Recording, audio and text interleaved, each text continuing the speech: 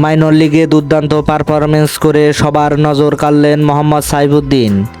নিজের কারিশমা দেখিয়ে আবারও জাতীয় দলে খেলার জন্য অপেক্ষায় রয়েছেন তিনি।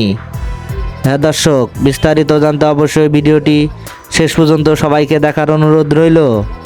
জাতীয় দলের বাইরে থাকলেও সময়টা দারুণভাবে কাজে লাগাচ্ছেন অলরাউন্ডার মোহাম্মদ সাইফুদ্দিন।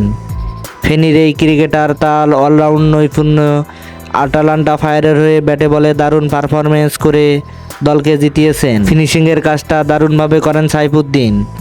18 বলে 32 রান করে সাজঘরে ফেরার আগে 2টি 4 ও 3টি ছক্কা হাঁকান পাওয়ার হিটারের স্কিল দেখিয়ে। শেষ পর্যন্ত 4 উইকেট হারিয়ে 236 রান দাঁড় করায় তার দল আটালান্টা ফায়ার। সাইফুদ্দিন প্রথম বোলিংয়ে নেমেই ফেরান ওয়েস্ট ইন্ডিজের ত্যাগনারায়ণ চন্দরপালকে। এরপর থেকে সাইফুদ্দিনকে দেখে শুনে খেলতে থাকে দলটি। একে একে 2টি উইকেট পান তিনি। শেষ দিকে সাইফুদ্দিন শিকার করেন ক্লিংটন প্রেস্টারনের উইকেটও। 4 ওভার বল করে জোড়া উইকেট শিকারের দিনে খরচ করেছেন মাত্র 11 রান। একটি ছিল মেডেন। তার এমন দুর্দান্ত পারফরমেন্স পর তার দলও জিতেছে। দর্শক, সাইফুদ্দিনের মাইনর লিগে এমন পারফরমেন্সকে আপনি কেমন চোখে দেখছেন? অবশ্যই আপনার মূল্যবান মতামত কমেন্ট বক্সে জানাবেন। ধন্যবাদ।